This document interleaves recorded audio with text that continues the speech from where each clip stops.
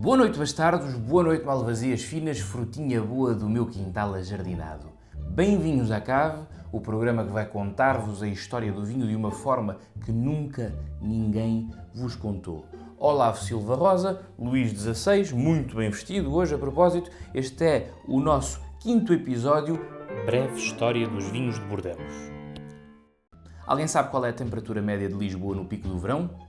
Alguém sabe qual é a temperatura média de Lisboa no pico do verão, entre julho e agosto?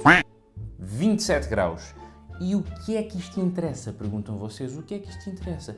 Interessa que é só um termo de comparação, porque a temperatura de Bordeaux é exatamente a mesma. No pico do verão, julho e agosto, 27 graus. Temperatura média. Portanto, estamos a falar, meus amigos, de uma região atlântica, com ventos atlânticos, de uma região temperada, cujo verão não é extremamente quente, e estamos a falar também de uma região eminentemente calcária. Tem uma textura bastante particular que é o cascalho. Não é muito comum encontrar vinhas plantadas diretamente em cascalho. É muito interessante a textura desta região. Ora, do lado direito do Gironde, que é este estuário onde desagua o rio Dordogne e o rio Garonne, temos a região do Libournais, onde se encontra, por exemplo, a sub-região de Saint-Émilion, muito conhecida, com uma tradição de viticultura já bem antiga. Temos o Sauternais, a sul, e dentro do Sauternais está inserido o Sauternes, uma sub-região conhecida pelos vinhos brancos doces. À esquerda do Sauternais temos o Grave, e Grave, a etimologia desta palavra, Grave vem de gravier, que significa justamente cascalho, a tal textura no solo de que falávamos há pouco. E finalmente, acima do Grave, à esquerda do Gironde, temos o Médoc. O Médoc é a região mais recente.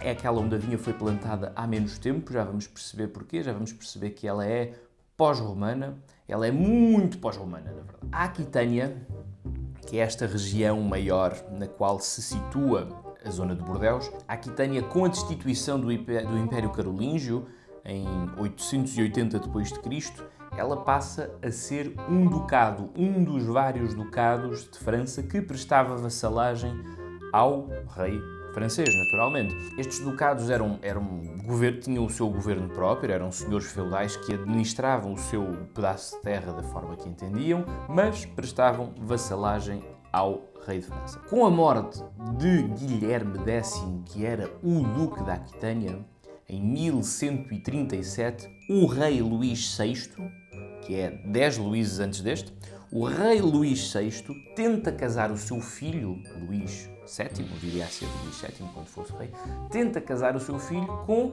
a filha órfã do Guilherme X, Dona Leonor da Aquitânia. O pai dela, antes de morrer, morreu em Santiago de Compostela, mas antes de morrer ele concedeu ao rei a missão de casar a sua filha mais cedo ou mais tarde com quem ele entendesse, e ele entendeu que deveria casá-la com o seu próprio filho para reforçar o poder real. E esta mulher, esta Leonor da Aquitânia, ela era uma mulher sensacional, porque ela foi realmente educada para administrar o seu ducado. Ela não teve uma educação comum, ela teve a mesma educação que os homens nobres tinham. Então ela era inteligentíssima, era bonita ainda por cima, portanto fez algum furor na corte quando ascendeu ao trono de rainha de França, depois da morte de Luís VI e com a ascensão ao trono de Luís VII, o seu marido. Só que este marido da Dona Leonor, o Luís VII, rei de França, ele era meio beato, era muito devoto. Sabemos que a Dona Leonor não tinha muita paciência para ele. E acontece um fenómeno curioso: quando ele tenta ir fazer uma peregrinação, o Papa sugere-lhe que, em vez de uma peregrinação, ele fizesse uma cruzada e tentasse reunir as tropas francesas para reconquistar Jerusalém. E vocês sabem o que é que a Dona Leonor faz? Ela oferece para se juntar à cruzada com os cavaleiros e diz: ninguém melhor do que eu para comandar as tropas dos cavaleiros aquitanos. Portanto, ela era realmente uma mulher extraordinária, uma guerreira, e mais do que se sentir rainha de França, ela sentia-se duquesa da Aquitânia, ela sentia-se a governadora daquele lugar. O que é que acontece? Em 1151, ela é apresentada ao filho do Duque da Normandia, que é homenageado na corte, o filho do Duque da Normandia, Henrique Plantageneta, e o Duque, este Henrique, que era fresco, seduziu a moça, que já estava meio entediada com o rei Luís VII. Seduziu a moça de tal maneira que em 1152 dá-se o divórcio. Um divórcio, há 1000 anos atrás, é verdade. Quer dizer, não foi bem um divórcio, na verdade foi uma anulação do casamento. Ela foi pedir ao Papa para anular o casamento a pretexto de que ela e o rei de França, Luís VII, teriam consanguinidade, seriam mais ou menos primos. O que é uma grande treta, porque eles, na verdade, casavam todos entre primos e ninguém se ralava com isso. Mas o argumento podia ser levantado para pedir a anulação do casamento. Anulam o casamento, o Papa concede essa anulação e 8 semanas depois casa-se com o Henrique Plantageneta, Duque da Normandia, que, como eu já disse, era fresco. Reparem o que é que ele fez. A mãe dele, que também era uma mulher extraordinária, uma mulher muito valente, Dona Matilde, era a filha mais velha do rei de Inglaterra, do Henrique I. Portanto, ele era Duque da Normandia, mas era neto do rei de Inglaterra. E ela, a mãe dele, Dona Matilde, tentou, com a morte do pai, por ser a filha mais velha, ser eleita rainha. Só que neste período a Inglaterra ainda não permitia que as mulheres fossem rainhas governadoras, como foi a Queen Mary muito mais tarde, no século XVI. Aqui ainda estamos no século XII e tinha de ser um homem, o filho varão, o chamado filho varão. Não havendo filho varão, escolhia-se outra pessoa dentro da linhagem. Agora, o Henrique Plantageneta, que casou com a Dona Leonor, aproveitou a narrativa da mãe e, com uma crise de sucessão dinástica que acontece logo a seguir, coloca-se numa posição de poder ser um herdeiro legítimo ao trono de Inglaterra. E, de facto, ele consegue ascender a rei de Inglaterra. E aqui acontece um fenómeno interessantíssimo, que é a Dona Leonor, que havia sido rainha de França, passa a ser rainha de Inglaterra. E o seu ducado, a Aquitânia, onde se situa Bordeaux, passa a prestar vassalagem não ao reino de França, mas ao reino de Inglaterra. E esta situação vai durar 300 anos, só termina em 1453, com o fim da Guerra dos 100 Anos. A Guerra dos 100 Anos, que vocês sabem, é uma guerra que durou 116 anos, só que os historiadores acharam que iam vender muito mais livros se chamassem Guerra dos 100 Anos em vez de Guerra dos 116 Anos, então chamaram Guerra dos 100 Anos. Porquê é que eu estou a perder tempo com esta contextualização? Para percebermos que, ao longo de 300 anos, a Aquitânia, e por sua vez a cidade de Bordeaux, prestavam vassalagem à Inglaterra. Ou seja, em certa medida, um vinho que era vendido para Paris tratava-se, na verdade, de uma exportação, ao passo que um vinho enviado para a Grã-Bretanha era praticamente um consumo interno. Então, esta relação de proximidade vai dizer-nos muito a respeito tanto do gosto dos ingleses pelo vinho de Bordeaux, como da influência dos ingleses no desenvolvimento desta região vinícola, que, ao contrário da Borgonha, por exemplo, que é uma região muito mais pautada pela tradição monástica e pela continuidade dessa tradição, Bordeaux é uma região muito mais pragmática e focada nos objetivos comerciais e na concretização desses objetivos.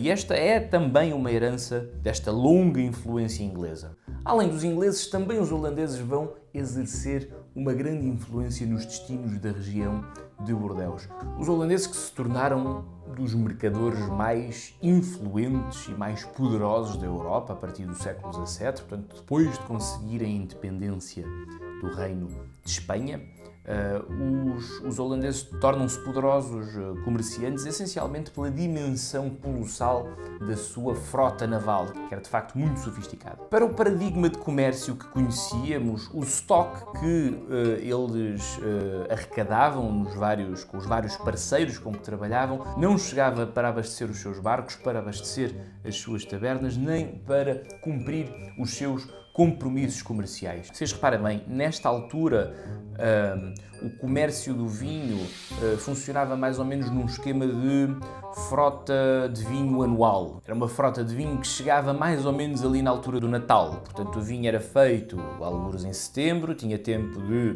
estagiar até novembro, estabilizar um pouquinho e de novembro até ao Natal ser transportado. E depois do Natal, a malta tinha de se aguentar até ao próximo ano e guardar muito bem guardadinho este vinho que se recebia. Ora, para os holandeses do século XVII, isto já não é esquema. Eles queriam vinho e queriam vinho o ano inteiro. Portanto, começam a abordar mais parceiros comerciais do que os que abordavam anteriormente, porque tinham capacidade de lhes comprar o vinho e guardá-lo e mantê-lo. É nesta circunstância que se viram para Bordeus, que já era uma cidade do Reino de França novamente. Sabemos que os holandeses preferiam vinhos brancos e quanto mais doces melhor. Nesta fase do século XVII eles ainda tinham essa preferência por brancos doces, que é uma preferência que remete para a antiguidade, mas de facto esta preferência vai influenciar, pelo poder de compra e de persuasão dos holandeses, vai influenciar a que a paisagem de Bordeus muda um pouquinho e ali na zona de Bergerac e na zona de Sauternes começam a aparecer vinhas brancas. Os viticultores arrancam muita uva tinta para plantar vinhas brancas e poder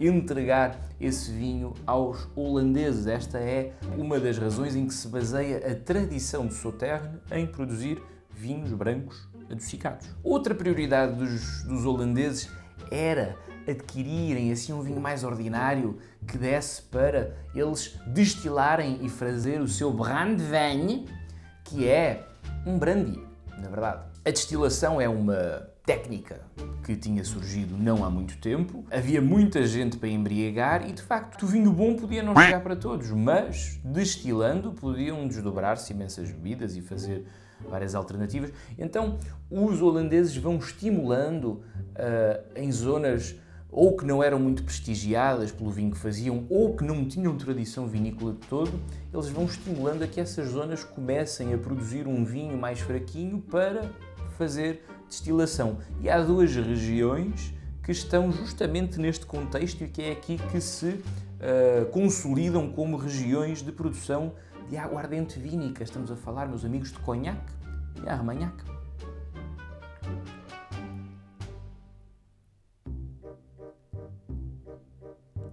Mas mais ainda do que compradores, os holandeses vão ficar para a história do vinho de Bordeus como os engenheiros que drenaram o pântano e criaram vinha onde só existia lodo e pedras.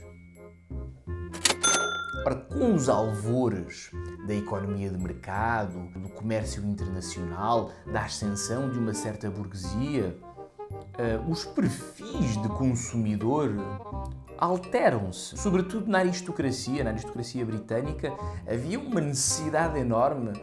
Agora que toda a gente bebia vinho, não toda a gente, mas muito mais gente bebia vinho, havia uma necessidade enorme dos aristocratas se destacarem bebendo um vinho diferente do vinho que as pessoas mais humildes bebiam. Quem deixou muito bem registado esta preferência dos aristocratas por um vinho que se destacasse dos restantes foi um senhor muito snob chamado Samuel Pepys. Samuel Pepys era parlamentar britânico e foi o presidente da Royal Society, e em 1663 ele estava com um amigo num pub e provou um vinho de Bordeus.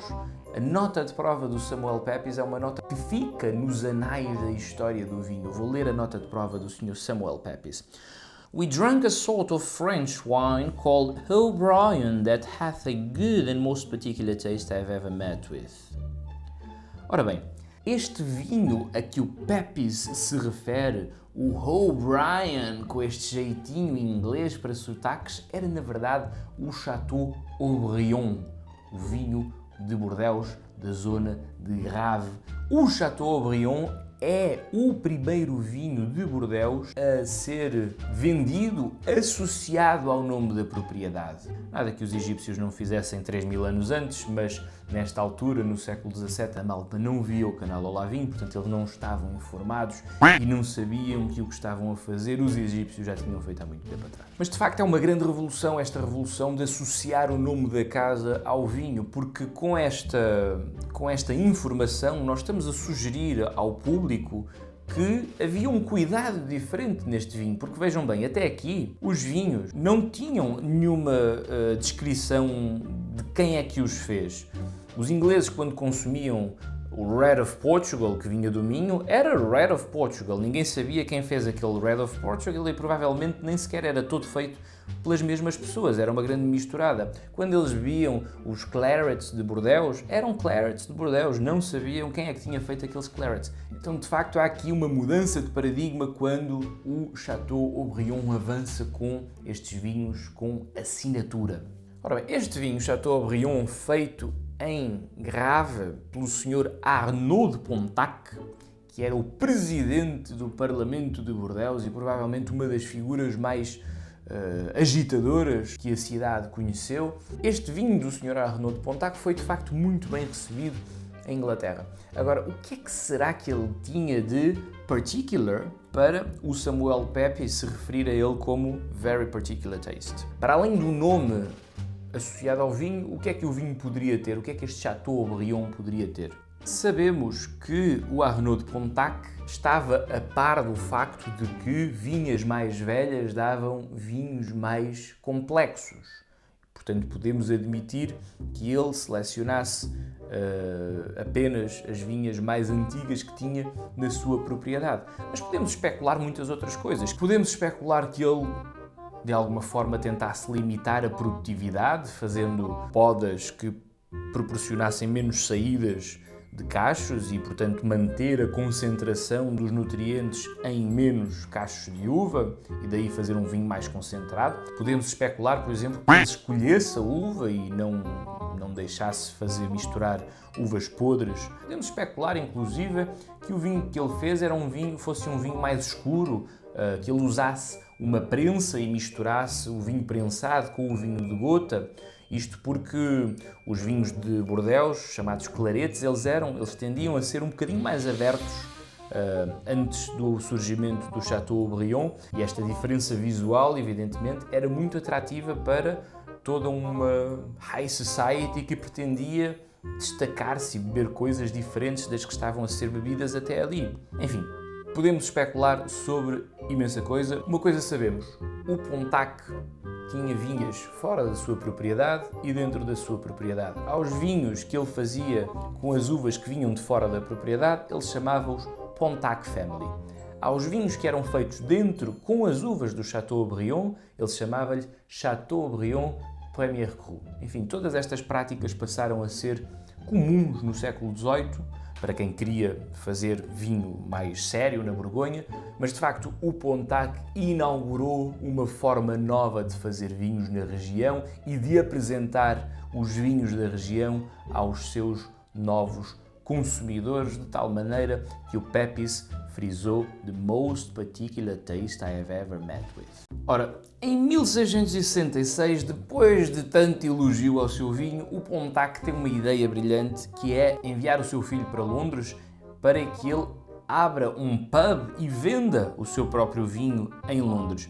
Eu estou a dizer que é um pub, mas na verdade este estabelecimento, o Pontac's Head, ficou conhecido mais ou menos como o primeiro restaurante londrino com as características modernas de um restaurante. E neste restaurante, o Pontac's Head, o Chateau Haut-Brion, o Premier Cru, não o básico da família, o Premier Cru era vendido 7 vezes mais caro que um Jerez, que era um vinho extremamente nobre na altura. Portanto, houve aqui um salto gigantesco que tira proveito tanto da notoriedade do vinho como da notoriedade do espaço associado ao vinho. Esta fama do Chateaubriand no final do século XVII é que vai abrir caminho justamente ao surgimento de outros grandes chateaus de Bordeaux e à sua afirmação como os carros-chefes da região. Estamos a falar do Lafite, estamos a falar do Chateau Margaux, estamos a falar do Chateau Latour, por exemplo. Todos eles se lançam a estes mercados internacionais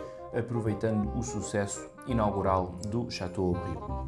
As façanhas do Sr. Pontac chegaram aos ouvidos do mundo e houve até alguns visitantes notáveis que não resistiram em conhecer o Chateaubriand na sua passagem por Bordeaux, nomeadamente o nosso amigo Joãozinho Locke. O John Locke, quando visitou a região de Bordeaux, não resistiu em ir ao Chateaubriand, até reclamou dos preços, disse que os vinhos chegavam muito caros em Inglaterra. O que é que ele queria? Liberalismo, amigo. Um brinde ao Joãozinho Locke e à sua luta pela liberdade.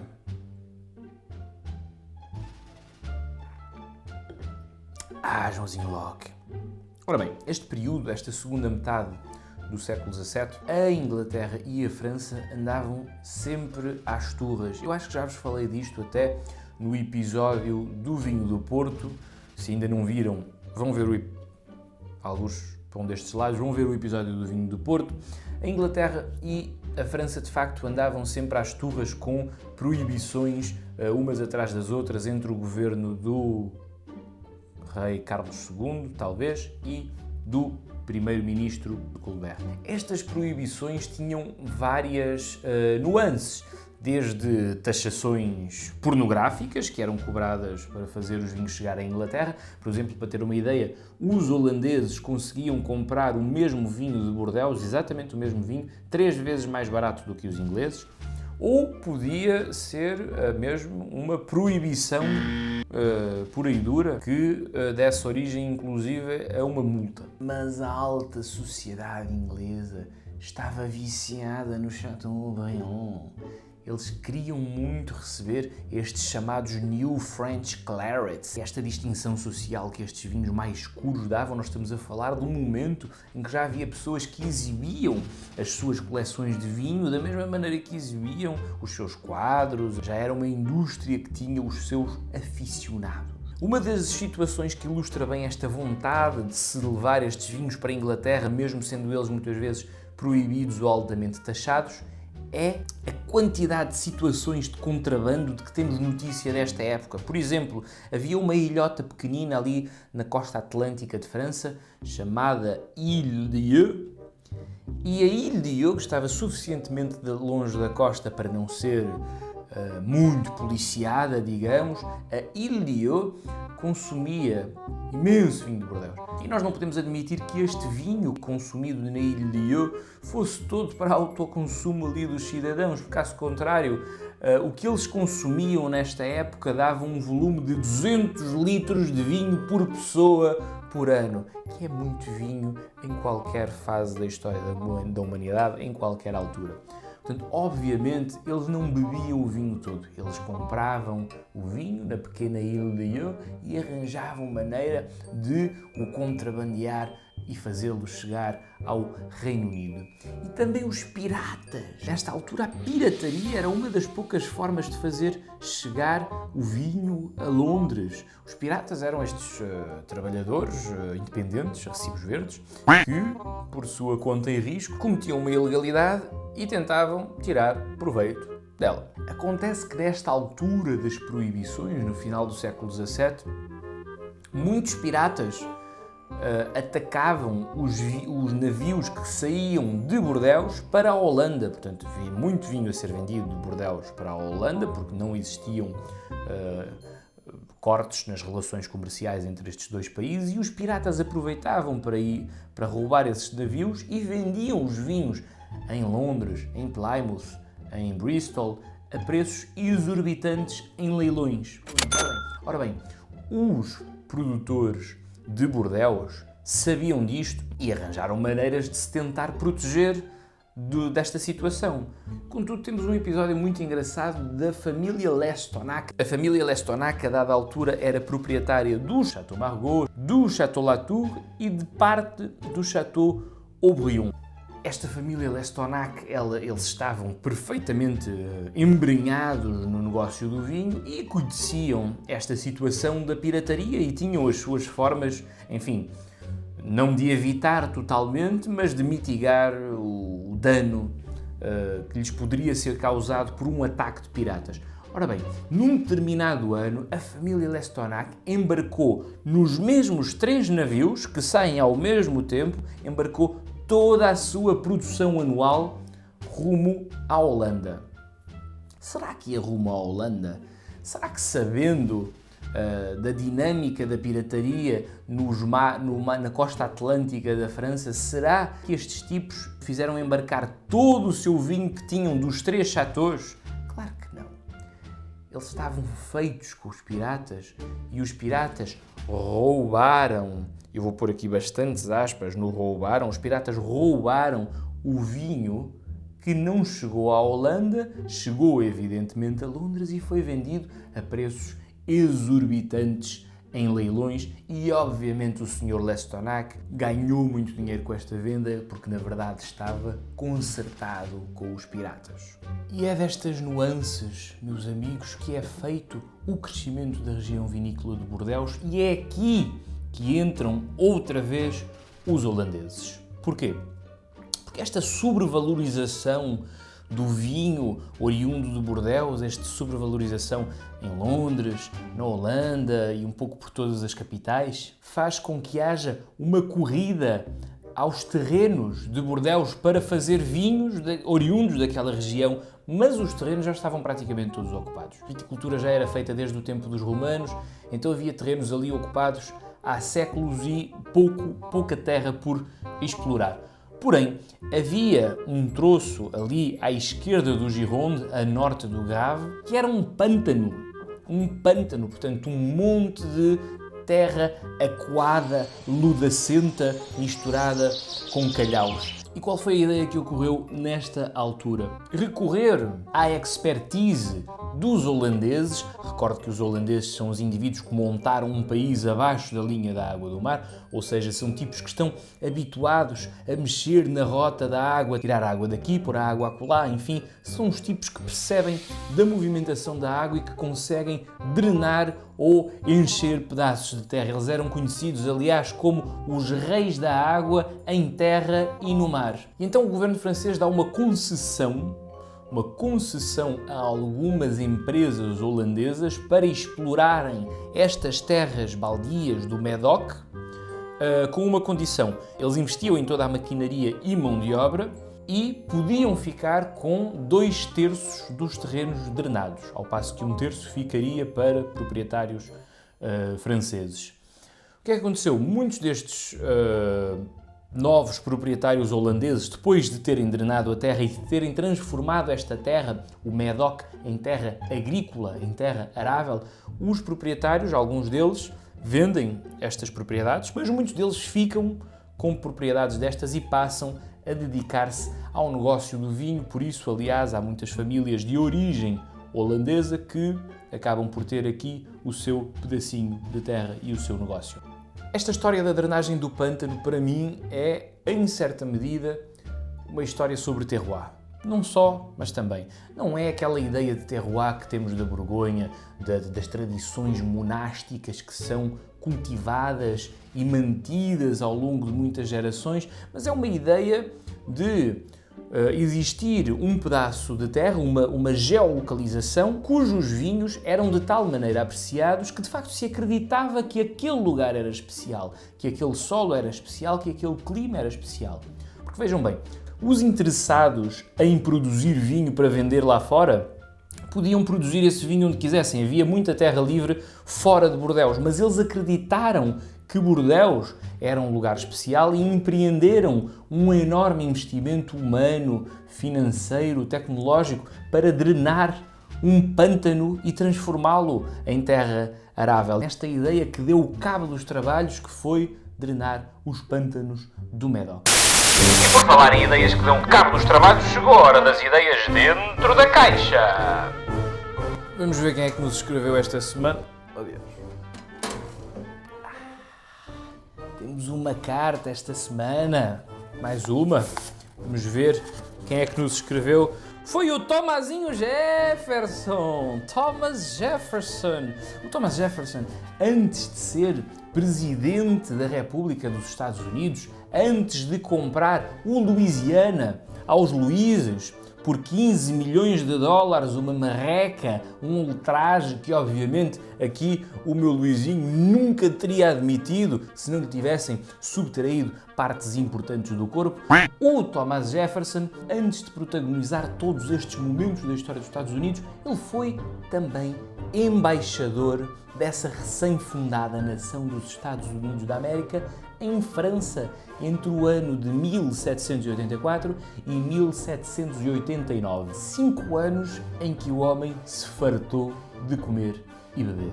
Ora, nas suas visitas a Bordeaux, o Thomas Jefferson acompanhou as tensões entre os vignerons franceses e os negociantes do Quai de Chartrons, uma zona específica de Bordeaux onde os negociantes principalmente irlandeses, ingleses e holandeses também, tinham os seus armazéns e onde se tocavam grandes quantidades de vinho. E nesta altura os franceses, os vignerons, estavam muito chateados porque estes brokers, estes negociantes, eles compravam grandes quantidades de Premier Crus, vinhos extremamente valorizados, e guardavam-nos durante muito tempo, faziam estoque daquilo e conseguiam vender os vinhos nos grandes mercados da Europa por valores astronómicos, o que deixou alguns produtores franceses extremamente irritados e que criou a tensão típica que existe entre quem produz e quem vende o vinho. Era necessária nesta altura de tensão que surgisse um terceiro elemento, um elemento neutro, um elemento isento, um elemento que fosse mediar as relações entre estes dois agentes. É nesse sentido de equilibrar as relações entre negociantes e vignerons que, em 1855, vai surgir no Médoc a classificação dos vinhos desta região. Esta classificação divide os principais chateaus do Médoc em 5 categorias diferentes e inclui na categoria do topo apenas 4 chateaus, que no fundo foram os 4 chateaus que protagonizaram todo este movimento. Inclusive é um chateau que nem se encontra especificamente no Médoc, encontra-se sim no Grave, o Chateau Aubryon. Mas a verdade é que antes de 1855, quase uns 100 anos antes, já se faziam listas que, digamos, não eram oficiais, mas que circulavam entre negociantes e vignerons para balizar mesmo os preços dos vinhos que se praticavam na altura, quais é que seriam os vinhos mais e menos valorizados. Em 1824, o Sr. Willem Frank fez a sua lista, que já era usada internamente para mediar os preços que se cobravam entre negociantes e vignerons em Bordeaux. Em 1816, o Sr. André Julien também fez uma lista que foi extremamente influente e que até alguns consumidores finais conheciam e trocavam os cromos dessa lista. E o próprio Thomas Jefferson, durante a sua estadia em França, também ele fez uma lista dos seus chateaus favoritos de Bordeaux. Como é evidente, o Thomas Jefferson foi brifado para fazer uma lista que fosse ao encontro dos cadernos de encargos dos grandes proprietários de Bordeaux, daqueles que construíram o nome da região e de facto, quando olhamos para a lista que o Jefferson desenhou, ela é muito parecida com a lista que veio a sair quase 100 anos depois, a classificação do Médoc de 1855, e é um retrato daquilo que já eram os grandes chateaus. Enfim, alguém tinha de pagar o vinho para o homem beber, ele não ia estar ali, senhor embaixador, a gastar uma pipa de massa nos vinhos, alguém tinha de lhe pagar. Mas a verdade é que a sua lista é de facto uma precursora da que viria a ser mais tarde a classificação oficial dos vinhos do Médoc. E vamos ver o que é que nos diz Thomasinho Jefferson.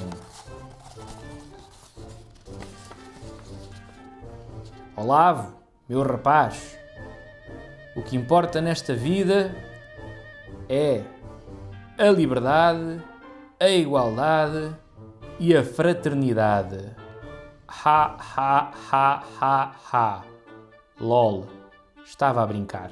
O que importa nesta vida é a vida, é a liberdade, é a busca pela felicidade e é uma garrafinha para ajudar a empurrar. Grande homem.